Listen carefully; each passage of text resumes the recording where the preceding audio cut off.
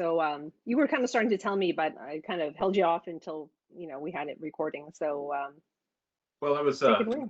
it was more towards the end of the scene, and we were a thrash band, and we were just fans of thrash. We played we were from Salinas, California, a really small town, and we played the Stone, the Omni, the One Step Beyond, all those like Bay Area clubs after the thrash wave had already taken off. So around we got lucky to play in a bunch of cool shows, and then we were flirting with punk rock, and then we eventually through the 90s kind of shifted into a speed punk band, in the vein of like the Dwarves or like ZEKE. And we were like that style for a while, but it still had flirted with thrash metal. It was still speed. We still did the choppy guitars.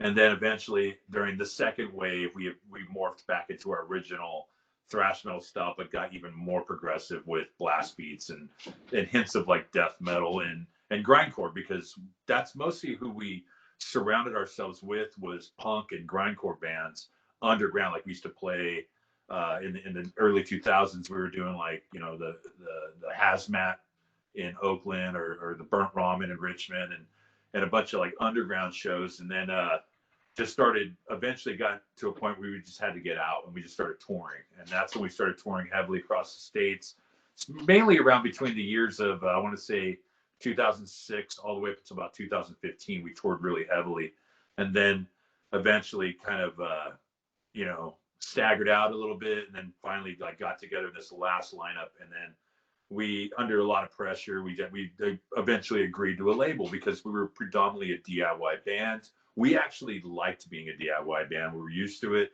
putting out our own records, having control of ourselves and our finances. We never had to be in debt. We could literally just push it as far as we needed to and have fun doing it and not really eat our asses financially. Mm-hmm. So now it's on a whole different level of being this like, okay, now we're getting like really big promotion and we're ready to go. We're ready to start touring heavily. And then obviously the lockdown happened, but we're still really focused and busy. And we just released this record in August. Late August, so it's brand new. It's about 2 weeks old. It's doing really well, and then we have a bunch of stuff lined up as well for next year and the year after, regardless if shows open up or not. So we're trying to stay as busy as we can, for sure. Okay, so you got courted by what is the label that you're on right now? Nefarious Industries. We had this album in the bag, and it was produced by Dave Sanchez, who we toured with. We toured with HAVOK in 2015. We did a Northwest tour of 2 weeks, but that was coming off our 5-week US tour we did. So it was a total of 7 weeks, all within like 2 months. It was really brutal. But Dave, when he was at the end of the tour, approached us, and he said, I would like to produce your next record. I'm an engineer. I'd like to do it. And if you guys are into it, let me know. And we thought about it. We're like, yeah, sure, it'd be great, because we're really good friends with Dave. We go way back with HAVOK, like before they were, when they were kids, when they were just starting out. And the first show we actually played with HAVOK was in San Francisco at the Jerry Garcia place at the Tidalwave Fest, right? And it was with it was with Exodus, Hyrax, Attitude Adjustment, us, and HAVOK actually played before us, and there was like 3 openers. It was a fest, right? It was 2 days, and it was the first time like we'd ever played with HAVOK. They blew us off the stage. I was like, holy shit, these kids are awesome! And they signed to Candlelight and just blew up like huge.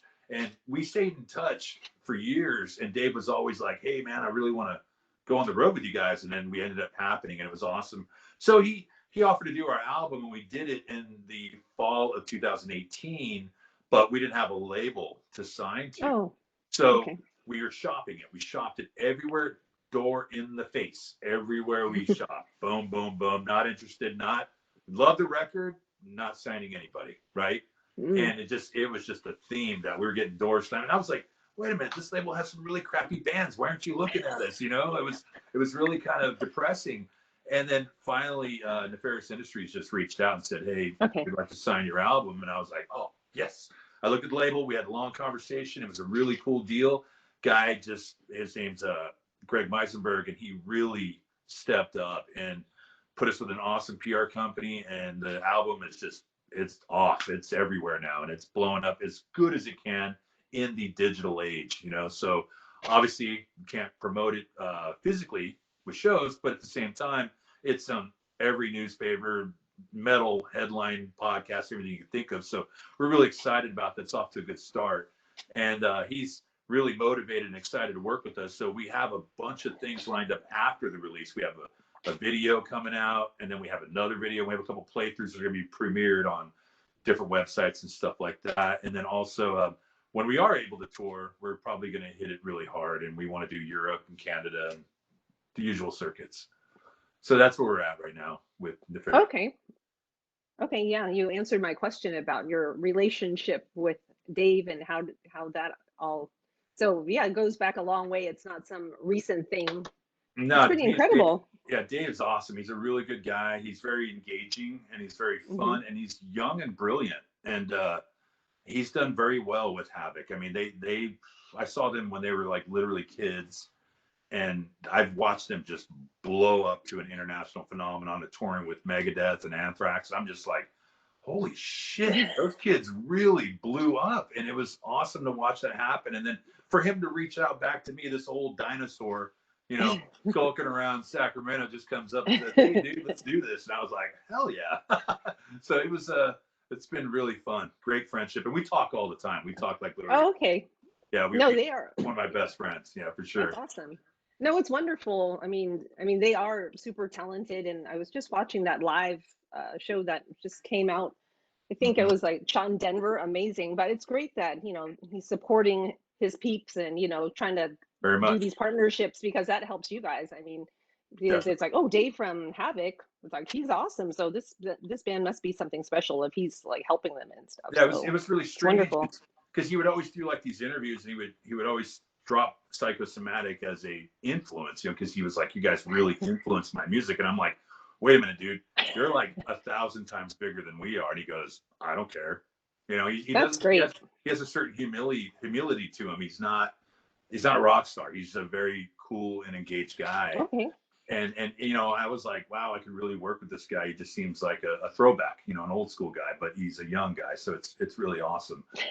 And you know, we were always just a skate punk thrash band. We never really thought it would be any kind of notoriety, but he's really like pulled us into it, and I'm really grateful for it. And we've you know, over the years we've developed a pretty good team of support to help us do what we do, and then the whole touring and meeting all the bands, and you know, there's a lot of people that I'm really grateful to have met and work with. So I'm pretty happy, and the band itself is really excited. I mean, Toby Stokes, my drummer, he actually plays in a couple other bands. He toured with Revocation for a tour, and then he also is the current live drummer for Skeletonwitch. And then my guitar player Dan Mills, he wrote a lot of the songs on the new album on Invisible Prison, and so a lot of credit goes to him. And on our album, all the song listings have who wrote what, so if anybody's interested on who's in the writing credits. And then Victor Hansen, our other guitar player, he plays in a band called Flub. So we're really ingrained in the metal scene, like with other bands, you know, and that's the way it's been, for sure. Do you have a side band to this band, or is this?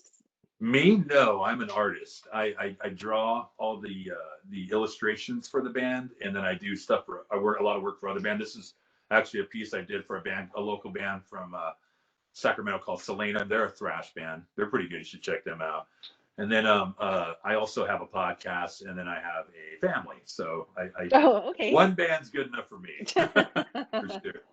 Awesome. So let's take a look. That's incredible. I didn't realize that you did all the artwork, because I really like the cover, and thank you. I think you had a package with the shirt. I'm like, I want a shirt, and it's sold out. I'm like, I hope you guys make more, because I'm sure that there's interest. We're definitely going to make more, and those were just the pre-order shirts. The shirts we have coming are gonna they're gonna be even better, for sure. Yeah, let's look at the album on 1 second.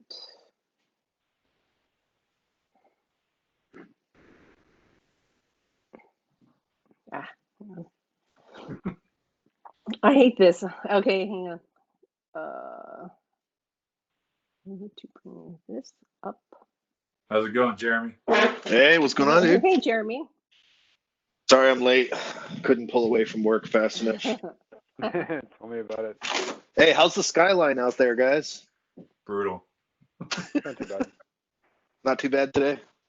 Yeah, the air's Definitely just less bad. orange today.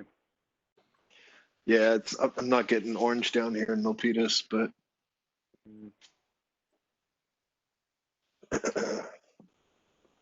So Dude, is this? that art is killer. I just gotta say. Thank you. Yeah, I was eyeballing that when I was It's walking in. I'm like, amazing. damn, looks great. Thank you. Is this the best site to show off your? Well, yeah, that's pretty much. You can look at that. That's all the new updated art I have for the album. It looks really good. Oh, that vinyl looks crazy. I know. I want that. We still have copies. The website, the web store has everything. I don't personally have any, but they have them all. Tell me about your art background. I'm just a kid that loved. I used to skateboard a lot, so I used to like Pushead and Zorlak skateboards, and Pushead obviously is one of my huge influences. He's the guy that does all the Metallica artwork, for their T-shirts, all the skulls and stuff. And then I also am a big comic book nerd, so you can see where I have a buddy of mine who does the coloring. He does it because he works for comic books. That's what he does, and he goes to Comic Cons and sells his artwork, and he always says that the Psychosomatic stuff is what sells the most. So I was like, yes, Awesome.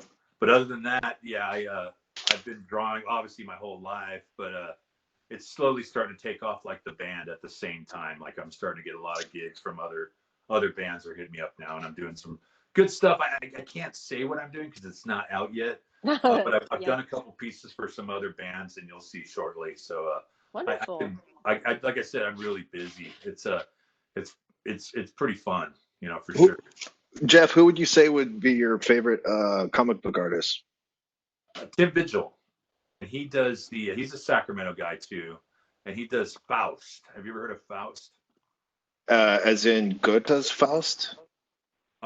It's a comic book from Rebel Studios. I don't know who picked them up, but it's an underground comic book, and it's super gory, sometimes pornographic, but it's super evil. It's an adult comic book, but it really inspired me. But his artwork is way more gorier and evil, but I just take that kind of style and just go with it because I like comic books, but a lot of the artwork isn't that great until recently, right when you got around the Todd McFarlanes and the Image crew came out. Those guys really had the second wave of comic books. I mean, they were making like masterpieces just for a simple panel of comics. So they really took art to a different level in that realm, and that's kind of what generation I fell into, the 80s comic books, when those guys like broke from Marvel, the big boys, and they made their own. I just loved how they just really took the art to a next level. Now the stories were kind of whatever, Spawn and all that. I was kind of like, that's okay,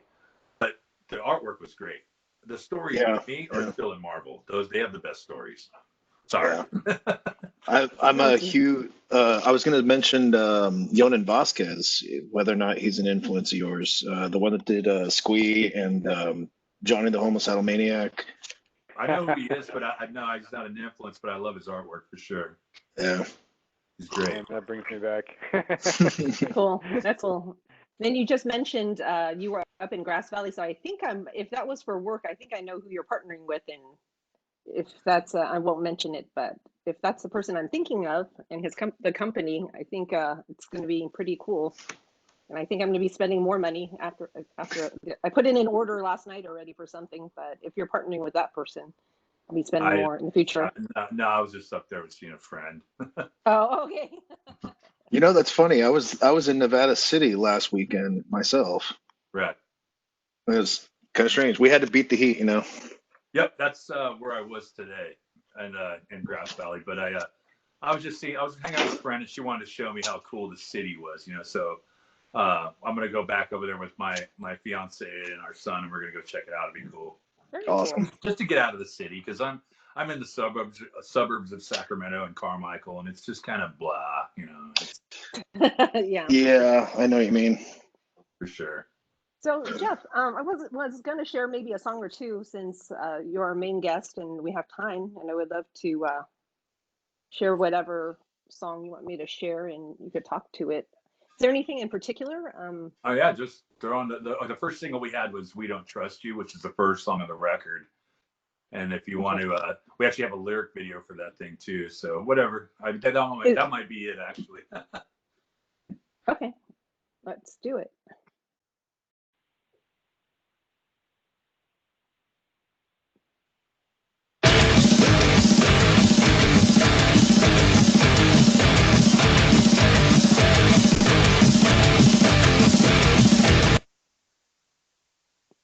Oh wait, Jeff, was that it or no? No. I'm like, that wasn't it. It was like a little teaser. that was the beginning. Wait, for what song? I might have to Google on it unless you have a link for me. We Don't Trust You? Yeah. Video. Oh, here it is. Here it is. Right here, right? Should There be. you go.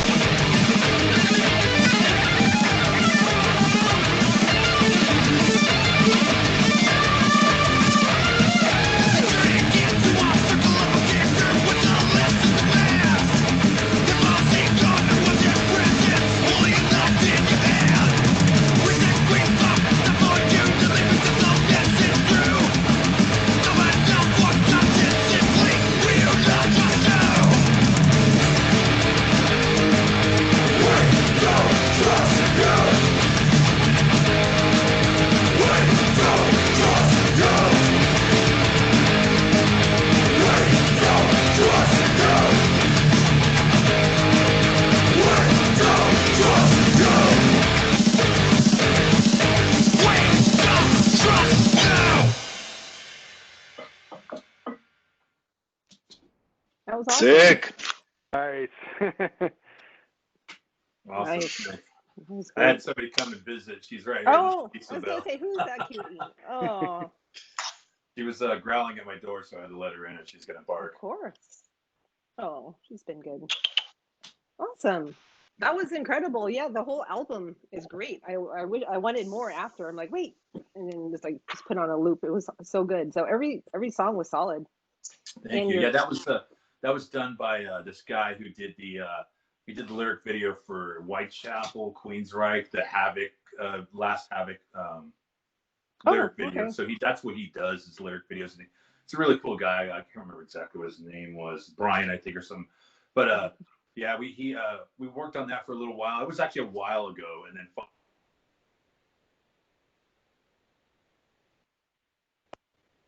pretty cool. Oh shoot, you cut out for a little bit there. Yeah, you want to recap that last sentence just to get it? Well, it was a guy that just did the lyric video, and he had a bunch of other bands, and he was really cool. We never did a lyric video before, so I was kind of worried about how it would look, but I mean, he knocked it out of the park. I was really excited for it, for sure. Awesome. Yeah, that was really good. That's got a really good production value. Thanks. Very good. Yeah, everyone's doing those, but sometimes they work. Like that was good, but sometimes I'm like, oh, it doesn't work, And yeah, he really wanted a lot of input because he said, yeah, I don't want to make it run of the mill. I'd like to use some of your artwork. So I gave him everything I had, and then he kind of I didn't expect him to put flames on it and all that stuff. So I was kind of blown away. I was really excited. I was like, wow, that's awesome.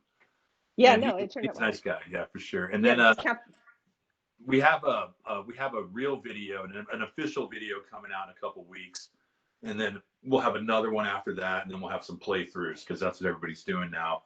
Everybody's asking me, like, are you guys going to do a live video type thing or whatever? And we're just kind of like, well, last year we just got done playing with Vio-Lence at the Oakland Metro, and it was a sold out show.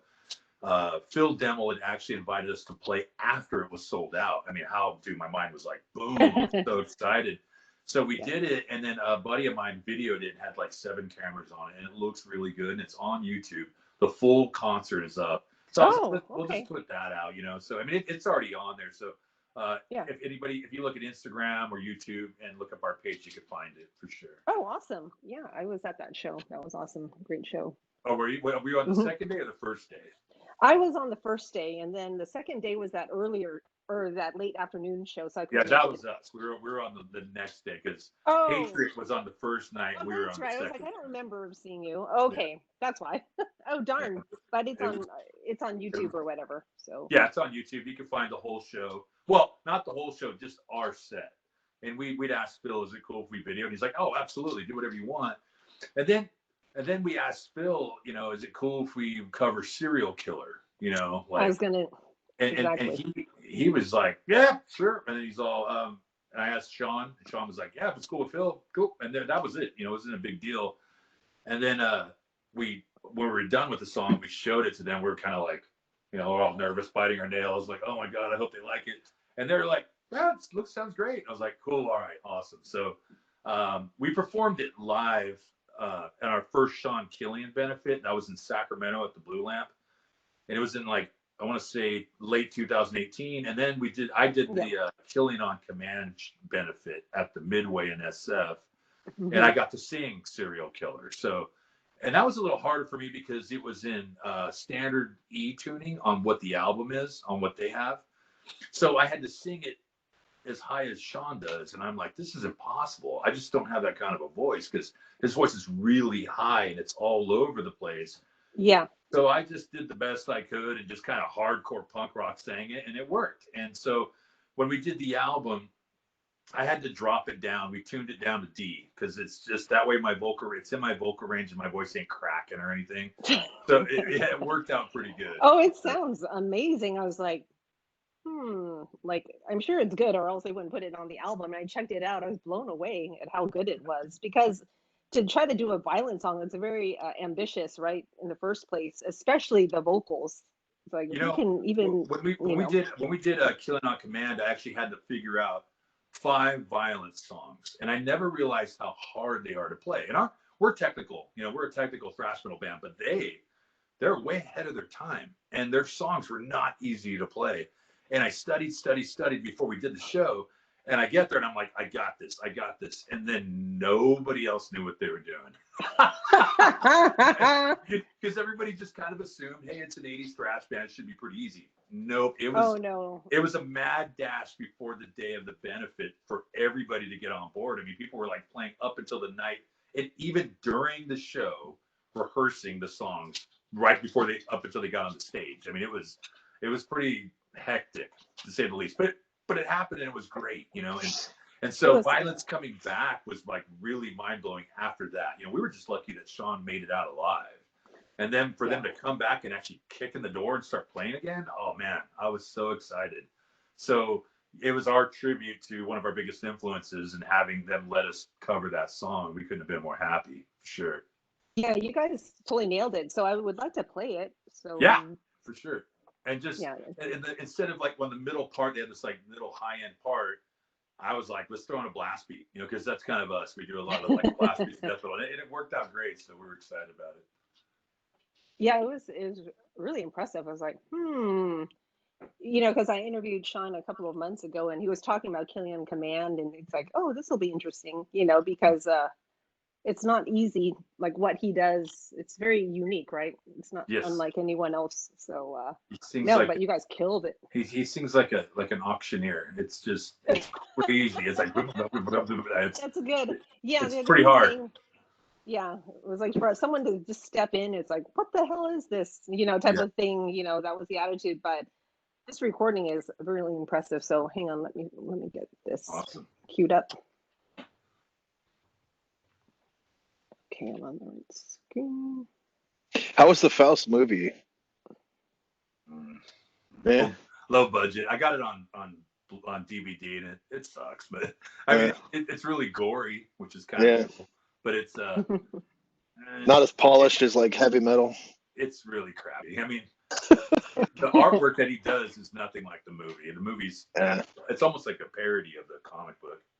Oh, lame. Right. Okay, here we go.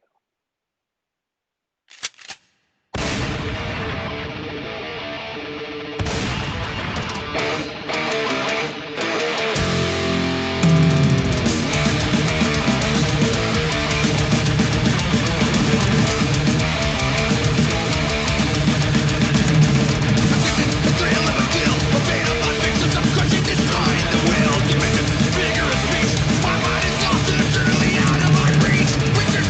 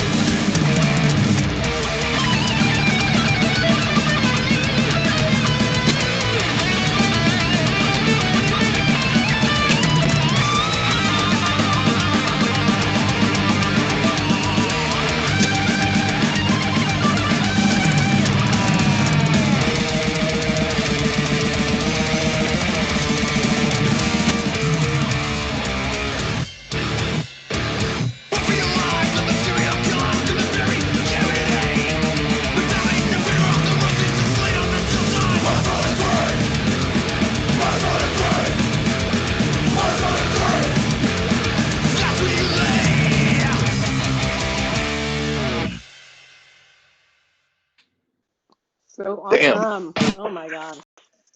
So much intensity, you know. It's like and emotion, raw emotion. You can just feel it. So good. Yeah, for sure. I mean, it's extreme music, you know. that's what we do, for sure. Yeah, it was incredible. That would totally blew my expectations. My expectations were like here-ish. It's like, okay, if they're gonna put it on there, it must be pretty good. And then when I heard it, it was like, holy crap, completely killed it. So congratulations on your originals are amazing, and that cover just, oh my gosh, just puts it over the top, really.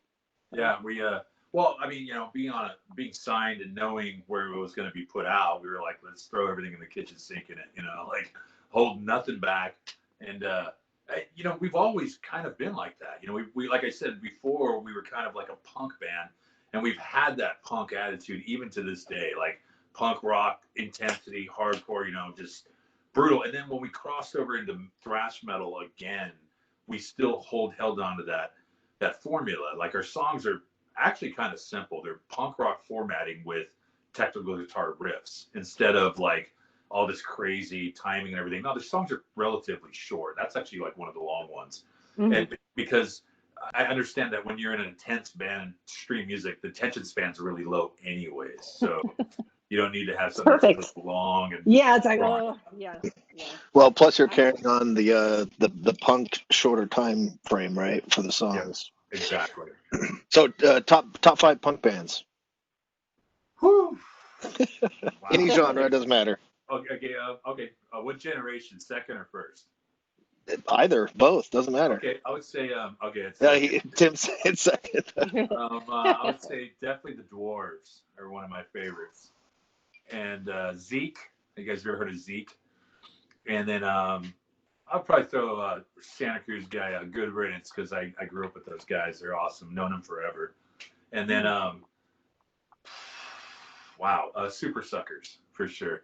No way. I love the Supersuckers. I love the Supersuckers. Rest in peace, Ron Heatman. He just passed away. I was really bummed about that. Genuinely upset. I was like, man, you know, it's when you find out your heroes are going and they're not much older than you. It's like that's a mortality check, you know. And I was kind of wow, I was really bummed. And then also last but not least, this isn't really punk rock, but I kind of put him in that vein. But I love the Reverend Horton Heat. So that's kind of.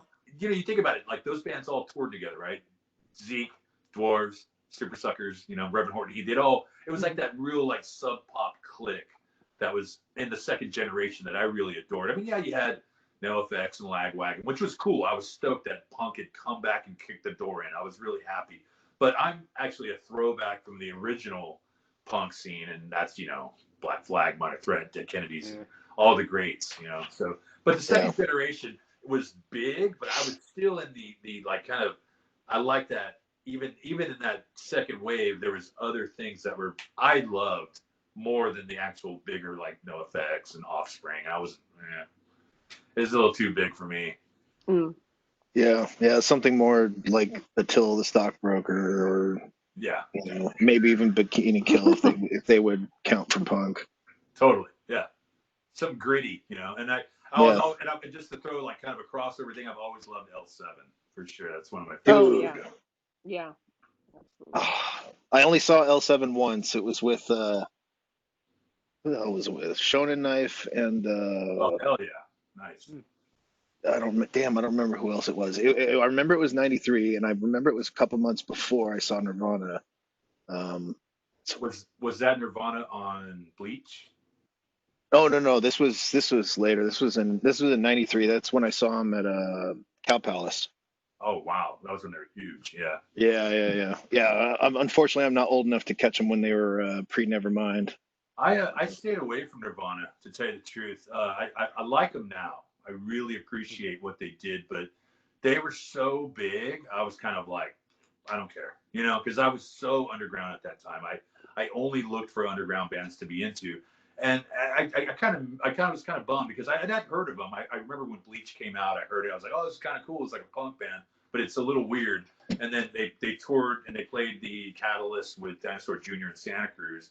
A bunch of my friends went to that, and I was kind of like, I'll pass.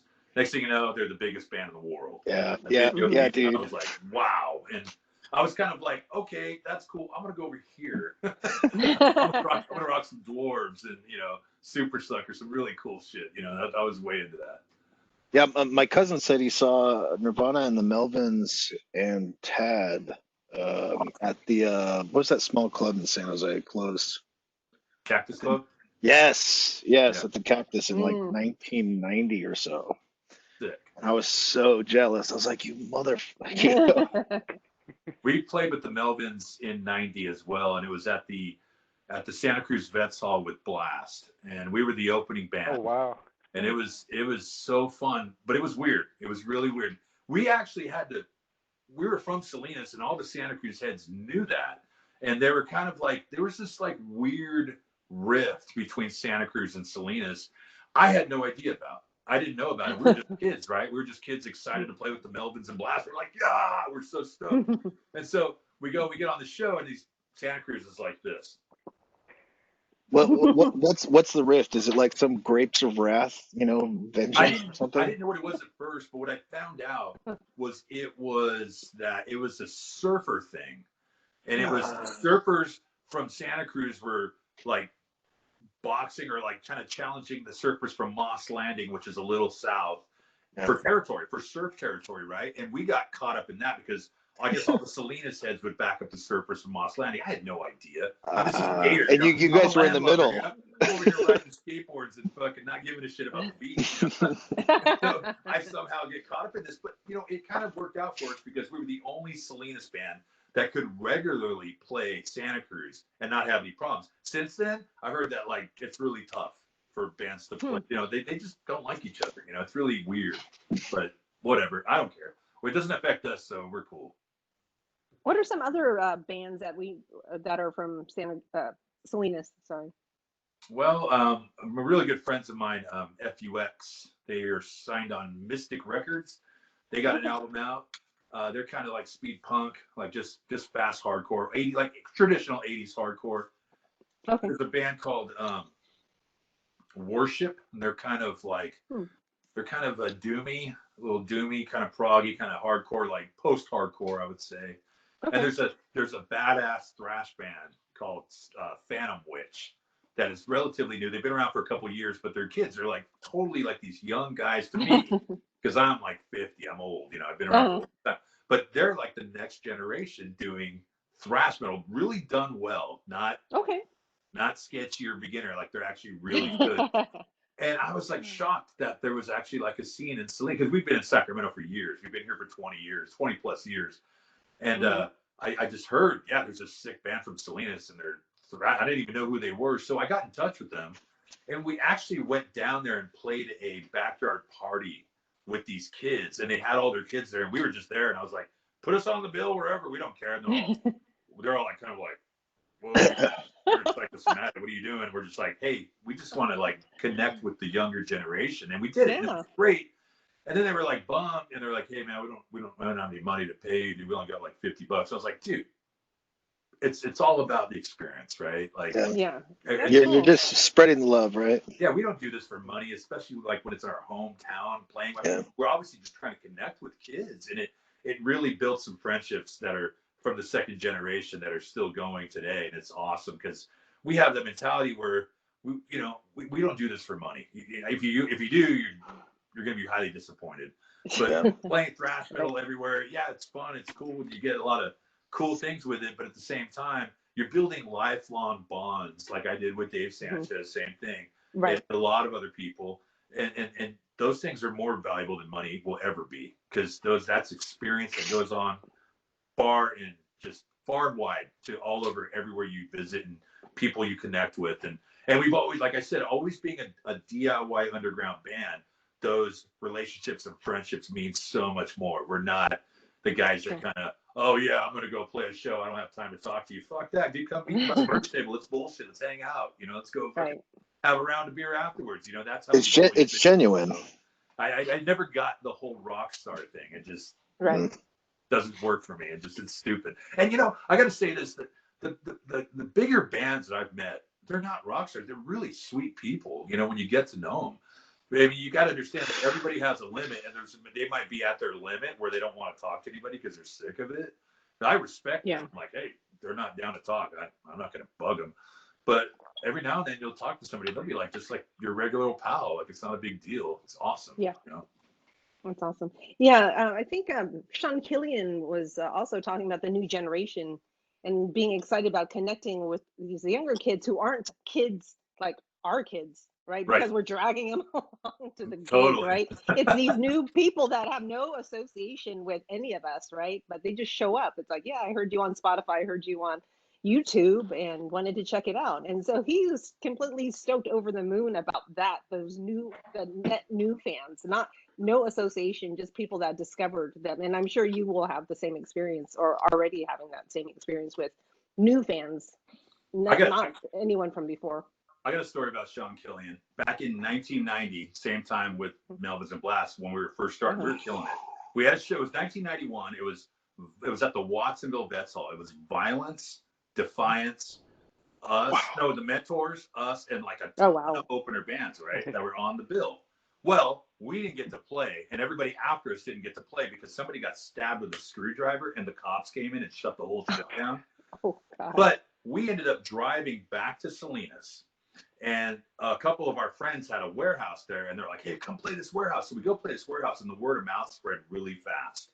So we go there to play. We just grabbed our gear. You know, we're all bummed, like, oh, we didn't get to play. But we ended up playing, and then El Duce, Sean Killian, and Robb Flynn all show up, dude. And it was rad, dude. It was like, and by the time they came in, the whole room, it was like this warehouse room. And they actually, the band that owned it had a stage there. And we're playing it, and there's a full pit going on. And these guys walk up, and I'm like, holy shit, there they are right there. And it was awesome. And El Duce came up and did a song with us. And we didn't know what we were playing.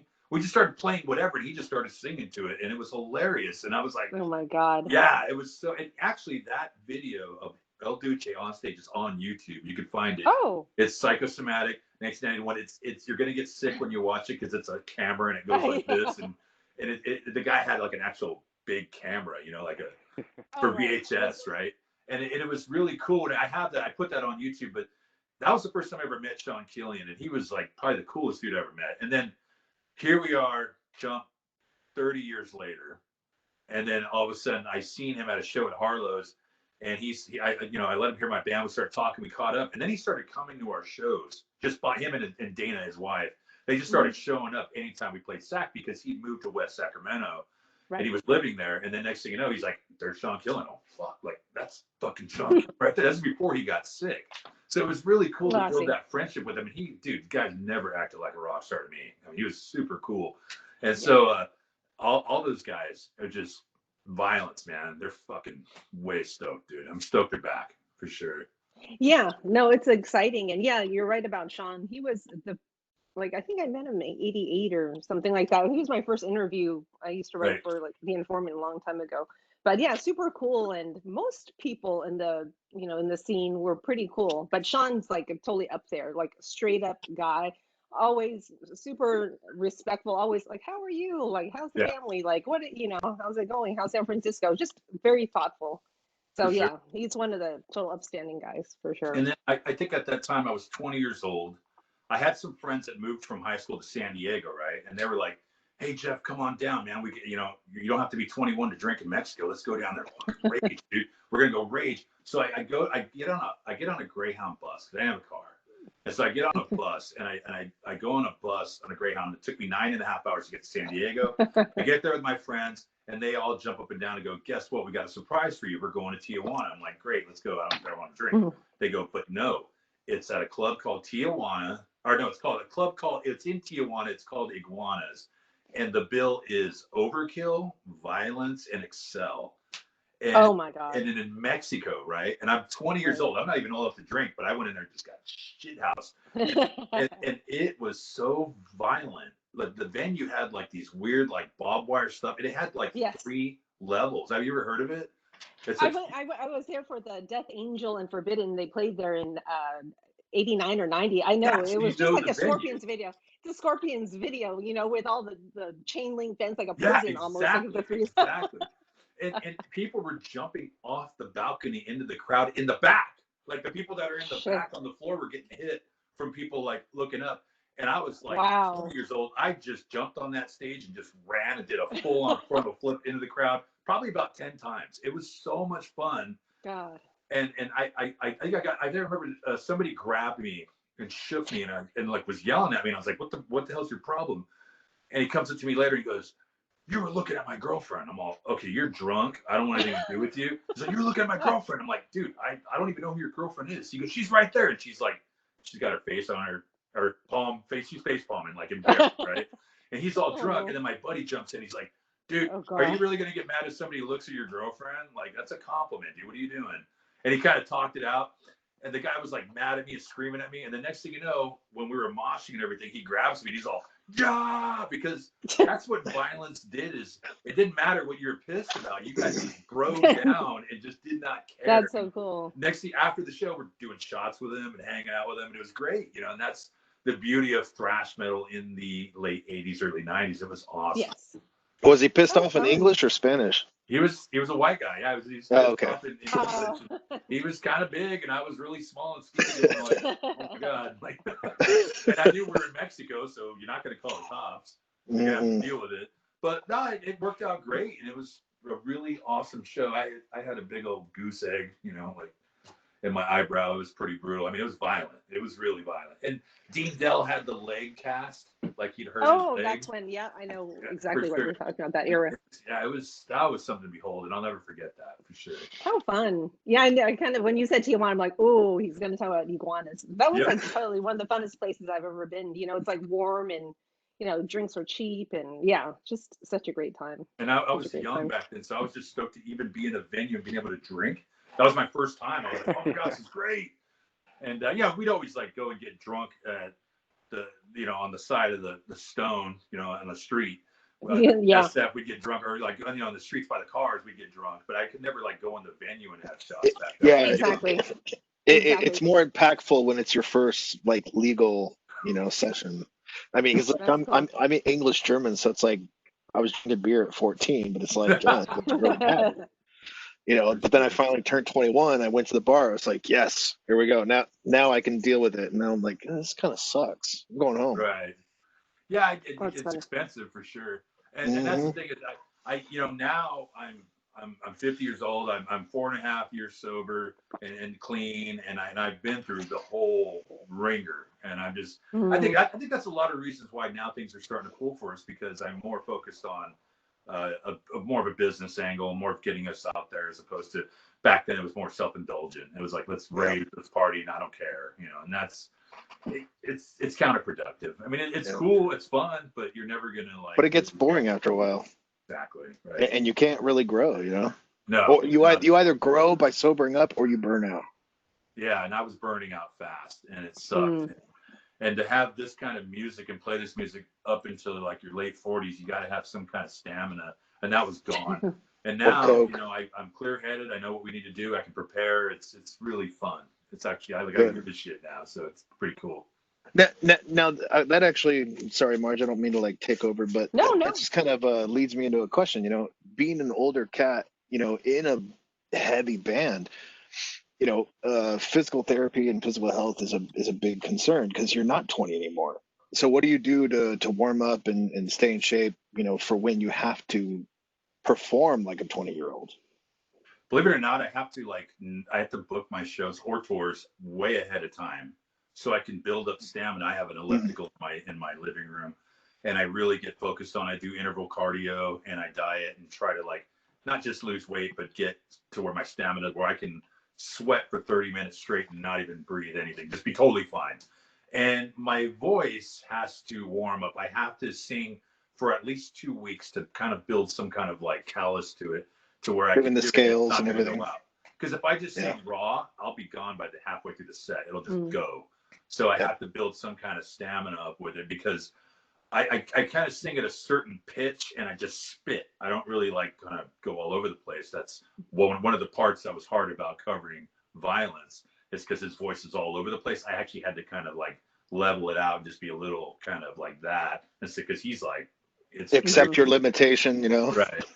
So that was something I had to work on. But, you know, it's one thing when you're doing a show, but when you're doing a tour of like 30 dates in a row with like maybe 2 days off, then you have to get in like a whole different mindset and just kind of speak sparingly, kind of save your voice. I have a ritual that I do before and after, and warm-ups, and also like tea with honey and some throat coat that you can get, that's like a certain kind of tea that you get from Walmart or whatnot, and try to just stay hydrated and always shower. That helps my my open lungs. up your pores and everything. Exactly. And that's how I'm able to do 30 shows in a row, which is grueling. The most we did was 7 weeks, and that was brutal. We did 7 weeks, and then we did 2 weeks in between the last 2 weeks that we had off, which I thought was actually worse, because then you take some time off, you get a rest, and you have to go back out for 2 more weeks. Well, because you acclimate to the rest, right? Exactly. I'd rather you're like, I'm used to vacation. Yeah, I'd rather just do 7 straight weeks and get it over with. But it was brutal, yeah, for sure. So now, when we do tour, I don't see us doing more than 3-4 weeks max. That's just reasonable, Okay. And you said you're a father. Do you bring your is your kid?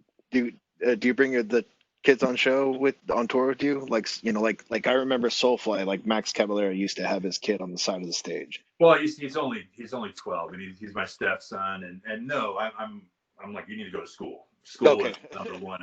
I do not want you living my life or being in my footsteps, because I know how tragic it's been.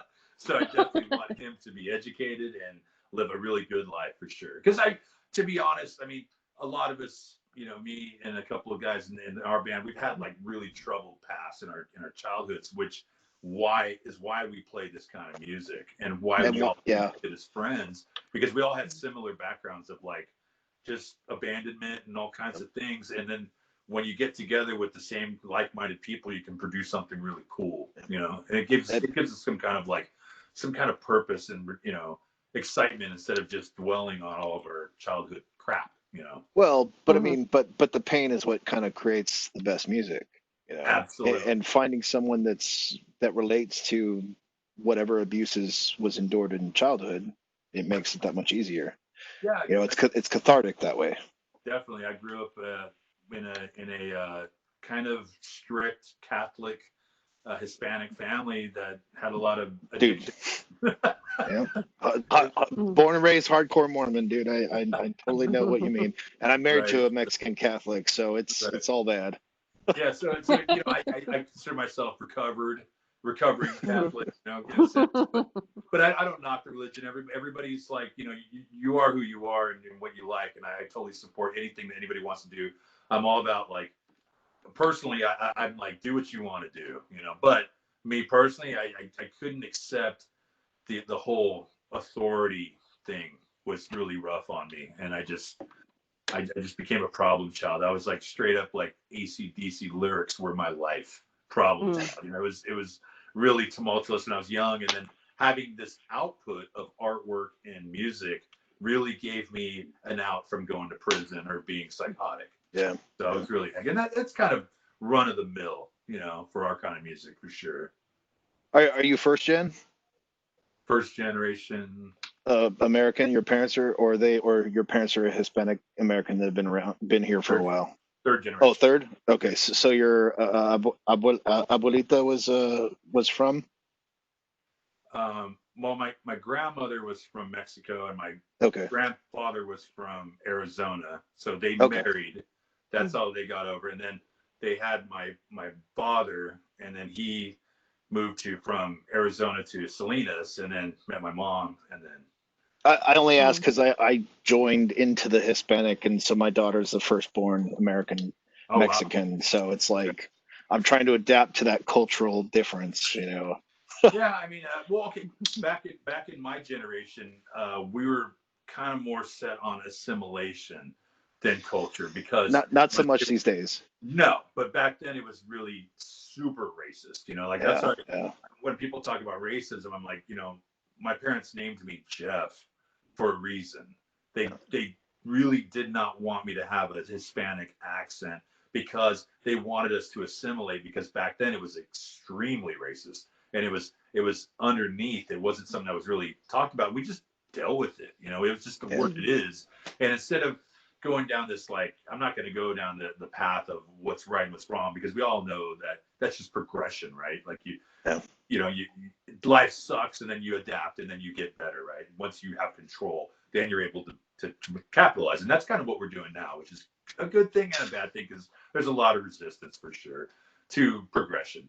But I'm all about, you know, you learn, you live and learn, you know, and you get better, and you treat people better, and eventually that stuff will weed itself out for sure. I mean, it's going to take a while, but, you know, hey. And then good karma breeds better karma, you know? So it's just. And I'm not really a guy to, like, kind of preach or anything, but I definitely think if you focus on yourself, like you said, with karma, and work on yourself and project what you want in your world, you'll get it, you know? And I think I have a relatively small circle in my personal life. It's not very big, and it's all pretty chill. Everybody's really calm. And I think a lot of that was having to leave that. I mean, I used to live in bars, you know, I was like literally like, and that's who I hung out with, and there was always drama. And now that I got rid of that, I don't have any drama anymore. And the only drama I am witness to is usually like timeline on Facebook. I just stay out of it, you know, like. Yeah. Jeff, do you speak Spanish? No, I mean, I can understand a little bit of it, but I know I never really got into it. Right around the age of like 9 and 10, I discovered heavy metal, and it was so mind blowing that that's all I focused on. And then I got into punk rock and skateboards, and then after that, it was like, this is what I'm going to do. This is my world. Everything else doesn't matter. Well, plus with the assimilation period, Spanish wasn't necessarily stressed as much as it is to today's Latinx immigrants. You know, it's like German. It's like German. My grandmother's from Germany, and I never picked it up. I had to teach myself. You know, same thing. I regret that in a lot of ways, because I really do wish I would have learned Spanish, and I still could. I have this little app. It's called Duolingo, and I dude, it's legit. Yeah, exactly. My drummer turned me on it. My drummer I think he's German and Irish or something like that. And so he's drunk. And he's right. He speaks really good Spanish, like really, really good. So we play in front of Hispanic fans. They all come up to me, and I'm like, huh? And he's all like, hey, Spanish. And it's really funny, because he's really trips him out, right? Spanish. What's that? It trips him out, right? When he starts speaking, they're like, whoa, what? Right. They're totally confused. And I'm like, I'm American. What do you want? Yeah, I'm going to look that up. Don't shoot me. Duolingo, you said? Duolingo. It's a little app.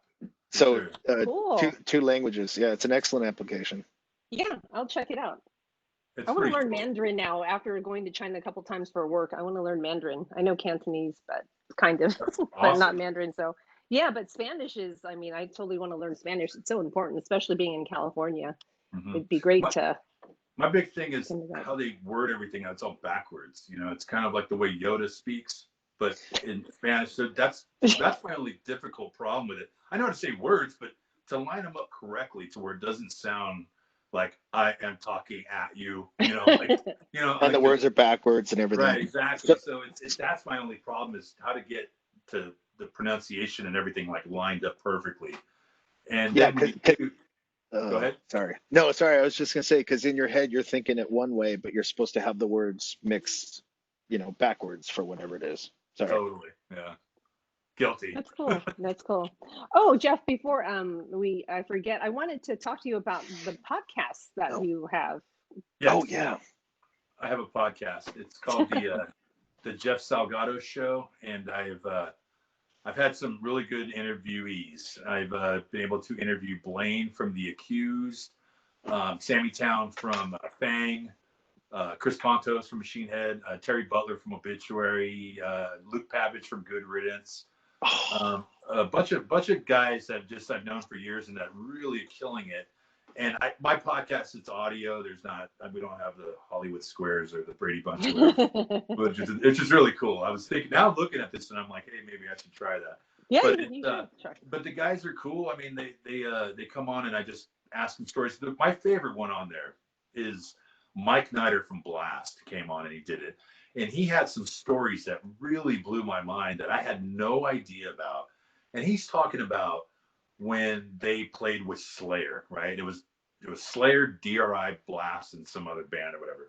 and he was telling us the story. And if you listen to my podcast, it was really crazy because it's just these stories that like I would never even imagine of knowing, but they're so legendary. Why aren't they out there? So I was really excited to have him on my podcast. So if you ever get a chance, you can look it up it's on Apple Podcasts, iTunes, Stitcher, Spotify, Podbean. And I think that's all it's on. But if you look up anything, just look up the Jeff Salgado Show, and you'll just get a list. I think we were up to 20 episodes.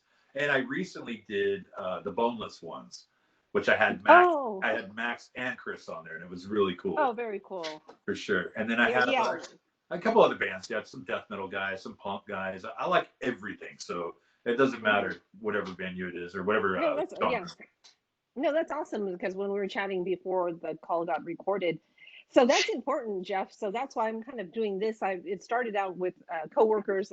Jeremy worked at Cisco, so is Tim. So it started out just being like friends getting together, like talking about like maybe music, new music since it's shelter in place. And then it turned into a little bit more. So it's like, oh, Harold O's going to come on, Phil Demmel's going to come, like different guests. So then it turned into something bigger. But that's so important. I think the whole story, like you're saying, the stories, it's the stories, because we have the music, but it's all about the stories that really make it real. And, when you hear the background, it means so much more when you hear these songs or watch these videos. You're like, oh my God, like the backstories. It's so interesting to me. So I'm glad you're doing this kind of stuff too, because people have these stories, but it's not like written down, but now that it's captured on your podcast, and captured like on my show Happy Hour here, we could maybe go down and listen to it and maybe write up stories, just like for future generations, because it's great stuff out there, but it's kind of trapped into their minds, and after they're gone, it goes with them because it's just nowhere documented. So it's a great thing that you're doing. And honestly, March, that's why I want to thank you for doing this, because it's like when traditional rock or music journalists will interview someone, they'll be like, oh, so you had a hit 20 years ago, tell me what you were doing when you recorded that hit. And it's like, I don't really give a shit about that. It's like, give me what were you feeling? How was your first performance? The under the radar stuff that people just usually don't ask. And that's why I like podcasts. Oh, thank you. So Jeff, I gotta check yours out, and obviously I'm already a part of this one, so but it's amazing, man. The stories are basically what helps fuel the drive and imagination for anyone who is thinking about going into this field or picking up a musical instrument. Definitely. Yeah, the podcasts. Podcasts are awesome. I never really thought it would be as big as it is now, but I mean it's crazy. Podcast world's blown up, and we're literally documenting it, like you said, our stories. And I don't mean to sound like that kids don't matter, because I love them, and kids, they're going to go through their life and their generation or whatnot. But I mean, I really think that Generation X was the last sick generation. I mean, it was the last generation that was better than its generation afterwards. And I don't mean to knock them, but think about all the stuff we did. We didn't have virtual world. We had to actually go out and live our lives in the most craziest sense of the word and have as much fun as possible. And you're never going to beat that. I mean, I can never get as high off watching a YouTube video as I could being in that crowd, diving on the stack, it's so much more exciting, especially when I was 20 years old or 16 going to the farm, in SF or going to the Gilman Street Project in the late 80s. I mean, those years will never be replaced, and they will be like, these podcasts will explain what it was like to the next generation. For sure. Yeah, it's important. And I think it's more vivid because we weren't distracted by like I got to take a selfie, I got to take a picture or video this. I mean, we're just in the moment, right? We're just enjoying it. So that's why I think we still remember a lot of these things. Or we didn't even have a camera. So it's like the camera, like it's in here. So it's important to get those stories out while you remember them. Alive. see, and I straddle in between, right? Because I'm younger than some of you cats, but I'm not a millennial. It's like I had an analog childhood. I went to Tower Records to to buy my concerts, How old are you, Jeremy? tickets. Tell Jeff how old you. 38. Oh, you're good. So you're good. But it was like going to Compact Disc Warehouse and buying the tickets. Nothing was online. I mean, the only thing at that time that was online were like pedophiles and weird text people that I didn't really want to know, even though I ended up in the field. But it's like I talk to metalhead kids today, like 25 and under, and they're like, "Yeah, I just got my ticket off of StubHub." I'm like, what the? I'm like, dude, it's a journey. It's a mission to try to find these freaking tickets. It was like certain stores would only sell the tickets, or you wouldn't hear about a band unless someone had a cassette tape that they passed around, and by the time it got to you, it sounded kind of like shit, but you could still tell that there was a great sound there, and then you had to find an original or one that was just copied off the master. You had to get the pencil and wind that tape. Dude, yes, I have a shirt like that. I have a shirt of that with the pencil and the cassette tape. And my almost 11-year-old, she's like, "What does that mean?" I'm like, "Damn it!" I was like, "I hate you, but I also love you because I have to." I was like, "All right, here's a cassette tape." That means your car just something for sure. Yeah, it's interesting because I was looking into maybe getting a turntable because I have a bunch of records still, but the whole thing, I mean, people don't really probably understand like those radio shows where we talk about the B sides, because lots of times we played the crap out of the A side. And it was like, oh yeah, the B side's like completely new, because usually they positioned the songs like all the big ones and then the B sides, right? So it was like, and then you would wear out one side, right? Exactly. The first side was totally worn and it's like brand new on the other side. So it's just very different, or just how you had to wait for stuff. Sometimes the B sides are better. Mm-hmm. I would say so. All the Metallica singles, I love the B-sides. All the covers they did of Red Fans. That stuff was so badass. I was like, this is actually better than the actual single that they had. That's interesting. It's just a different thing. It was and before, now it's a pull, right? Because everything's on demand, so you could get anything you want. Before it was a push, so you'd wait hours for a song to come on the radio, right? Or a video. Or a video on MTV. Yeah. Like, yeah. Cool. And one of the cool things that's happened is that vinyl has come back, and that's really kind of really brought it back to its roots, and having singles again, like actual vinyl. It's a visceral experience, You're like, oh, I got this product in my hand. It's not just on my phone. Opening it up, looking at the sleeve. I mean, there's something better than that for sure. Yeah, dude. Perfect example. Holy shit. Too stoned. What was Death Angel's previous album before the side? With the butterfly. The Divide, right? Whatever. So I bought it on vinyl, right? I was like, I could buy it on CD. I could buy the MP3. So I was like, you know what? No, I want the physical vinyl in front of me. I want to be able to dust it off in 10 years, clean it, and play it on the needle. My wife was pissed because she's like, why don't you just get the MP3s? I'm like, it's not the same. It's like my hard drive crashes. I can replace it. Totally. Yeah, it's cool. Well, that was one of the things we're excited about signing the Nefarious Industries, because that is predominantly a vinyl label, and everything they have is on vinyl. So we were like, wow, this is awesome. And then he's like, we only printed CDs just to have them.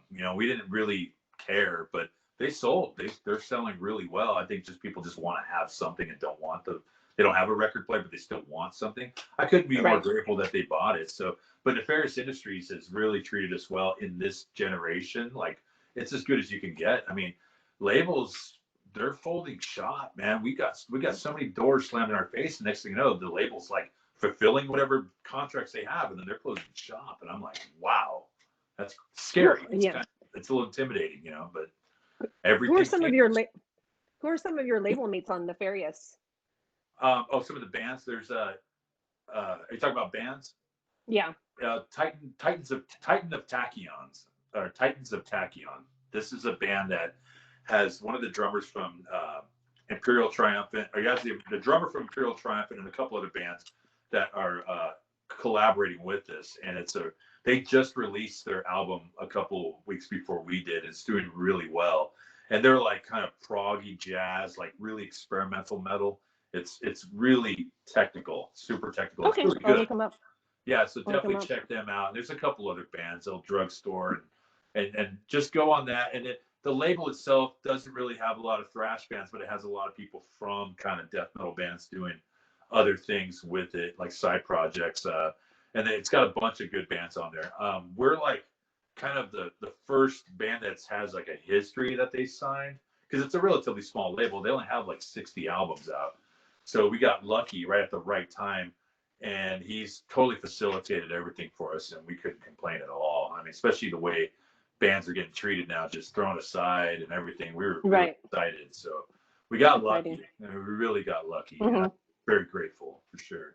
Awesome. So have you guys been doing any like have you guys gotten together to play or do these collaboration or cover songs like these other bands out there have been doing, or what? No, as a we're band? writing. We're actually writing. We're writing the next album right now. So we're not even waiting. We don't want to miss a beat. So it's work. We already have like a bunch of songs that are like skeletonized that we're going to piece together to get 12 solid ones, and then whatever we have left will go on the next album after. So we literally are gunning for like an album a year for the next 5 years. Awesome. So it's a lot of work, but yeah, we have access. Why not use it, right? You know. Right. So where did you record this album? Okay, Dave Sanchez actually got all his recording gear. He had some Pro Tools, and he had his laptop and a couple of he had a camper amp and a couple of amps and power sources and stuff that he packed in his car and drove all the way from Colorado to Sacramento.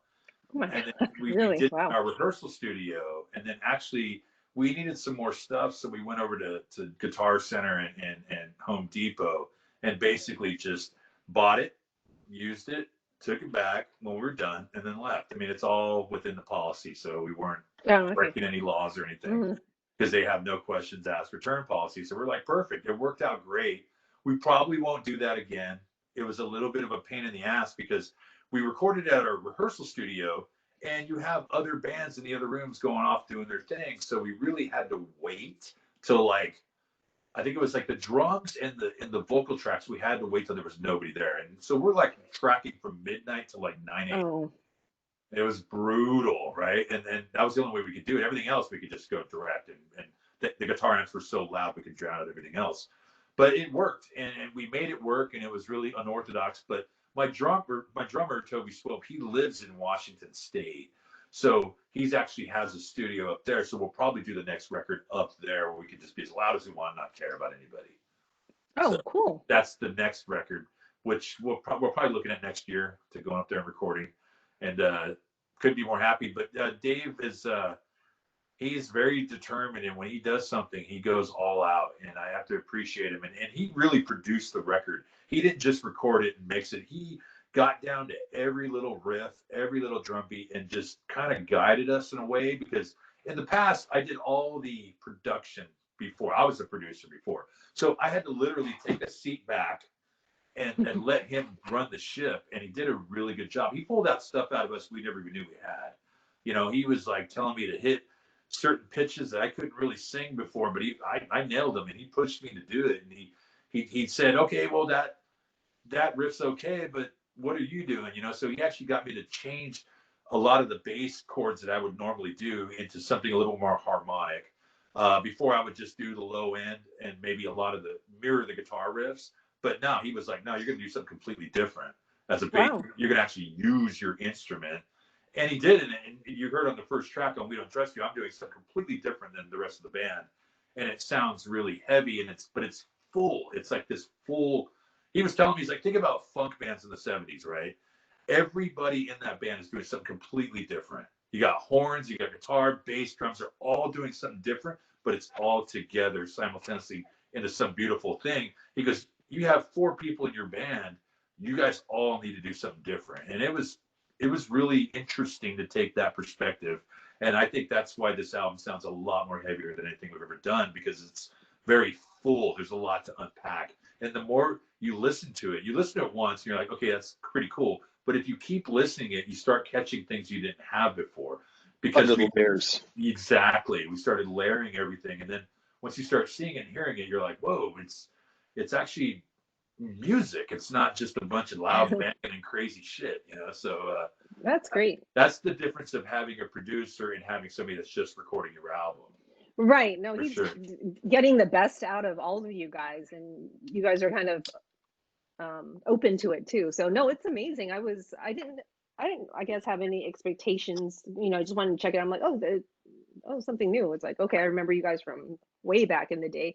Checked it out. I'm like, holy crap. It's like every song was awesome. It wasn't like, I'm very impatient sometimes when something's not good. I like skip, but, and all of a sudden it was over. I was like, it's over already, you know, and then it repeated. It was amazing. So he really, I guess, brought out the best in you guys. And it's great that, you know, you're kind of expanding kind of your comfort zone, right? And trying some new stuff, and it's totally working for you guys. So congratulations. Definitely. Thank you. And definitely, because I'm like you. I listen to albums and I'm like, okay, this song's boring.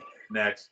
And out of the record, I'll like 2 songs, maybe 3. I know. But because I think a lot of bands like mean well, but if we're a thrash metal band, we have to own it. You know, we had to own it and say, this is what we do, regardless if people like it or not. We got to be ourselves.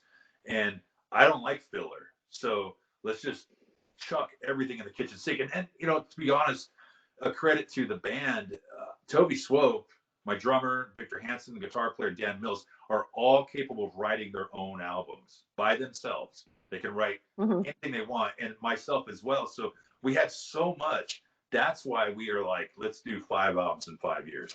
I don't want to wait every 5 years to release an album like we have done. Let's just hammer it down. And that's what we're going to do, because we have a backlog of songs and ideas forever.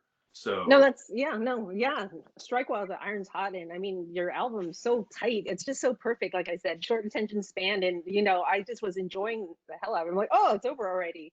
Instead of the usual, I'm like, why? You know, why is this song 5 minutes? Like, I just get pissed off. I'm like, oh, you could have said it probably in 3 or less. Right. And that's the punk rock. That's me. You know, that's the punk rock. the whole, like, you know, here you are. Good. I'm out. You know, like, and yeah.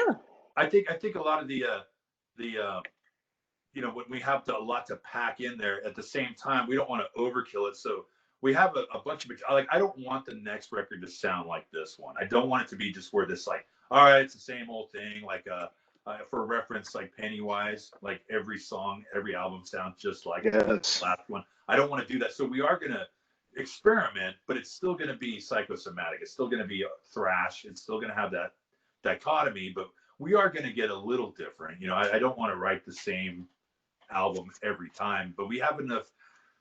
You know, the reason why it works is because we literally remove our egos when we go to work, and there has to be a really good respect level there that we didn't always have. I didn't always have it, and me getting sober really was the start of that, to like say, hey, let's work for our common good and let's just do it for ourselves.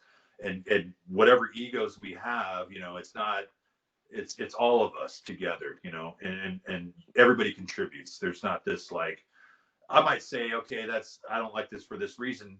Okay, have a good reason to not like it. Don't just say I don't like it because it's not me. You know, you got to. It's more democratic, right? Exactly, and to have everybody have a say and feel good about it. You know, I asked the guys, like, do you feel good about this? Do you like this? Can you live with this? You know, and we're talking about a chord. We're not talking about. Yeah. But it's a mutual respect you guys have. You guys have all your egos at check. You left it like a coat check. It's at the door. Yep. You guys are just bringing yourselves, and, you know, because again, if I've been in bands before, I mean, obviously I never went anywhere because I'm an engineer, but it's like, but it's like, you know, it's a mutual respect, right? I respect you for what you do. I'm a total narcissist, but it's like, I will put it aside to, you know, get that core together. Right. Because exactly. Because there's no saints out there. We're all pieces of shit, you know, in one way or another. So, and we're all scumbags that played music and thought it was a good idea, right? So when you get in there and you really kind of have, like, I might have a bad day or you might have a bad day, but when you know you're walking in that room to rehearse or write with somebody, you gotta put that aside and treat it with respect and then you get the same result what you put into it. If you come into it and you start arguing about stuff, all that time is being wasted on arguing instead of collaborating, which you should be doing. So if but make sure there's fun though too. I've had a bad day, but I'm going to come here to get away from that bad day. Then it becomes fun and it becomes exciting. So it shows, and it's great that Dave, has that kind of interest into coach, because he could have just recorded it and kind of like, oh yeah, answered your questions and be done with it. He didn't have to do all that, but it sounds like he's that type who likes to mentor, and he could see that there's more in you. So he brought out the best in all of you guys, and you guys were open to it. So you could really tell, like I said, I was so impressed listening to that album.